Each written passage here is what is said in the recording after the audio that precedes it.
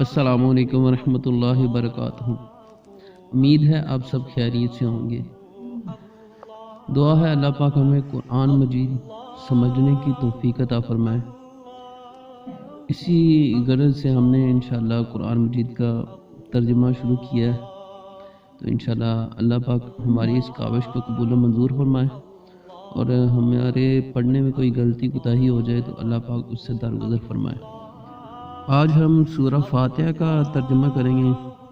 یہ مکی صورت ہے اور اس کی 7 آیات ہیں، تو شروع کرتے ہیں۔ بسم اللہ الرحمن الرحیم، اللہ کے نام سے شروع، الرحمن جو بڑا مہربان ہے، الرحیم جو رحم فرمانے والا ہے۔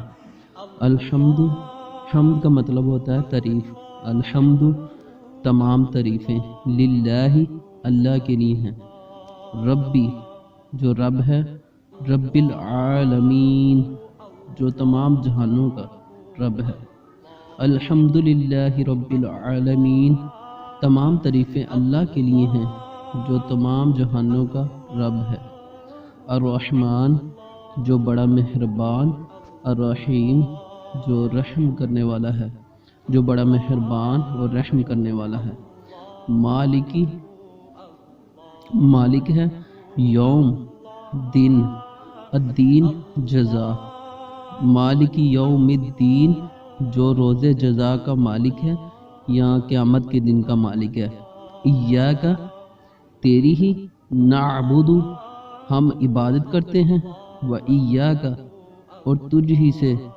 نستعین مدد چاہتے ہیں، ہم تیری ہی عبادت کرتے ہیں اور تجھ ہی سے مدد چاہتے ہیں۔ اہدینا، اہدینا کا مطلب ہوتا ہے ہمیں ہدایت دے، کس کی طرف؟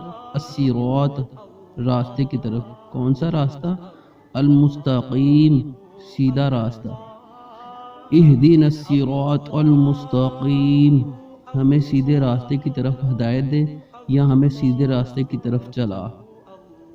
صراط، صراط کا مطلب ہے راستہ، الذین ان لوگوں کا، صراط الذین ان لوگوں کا راستہ، انعمت انعام ہوا، علیہم جن پر، ان لوگوں کا راستہ جن پر تو نے انعام کیا، غیر المغضوب نہ ان کا جن پر تمہارا غضب ہوا، علیہم ولا الضالین اور نہ ان کا جو گمراہ ہوئے۔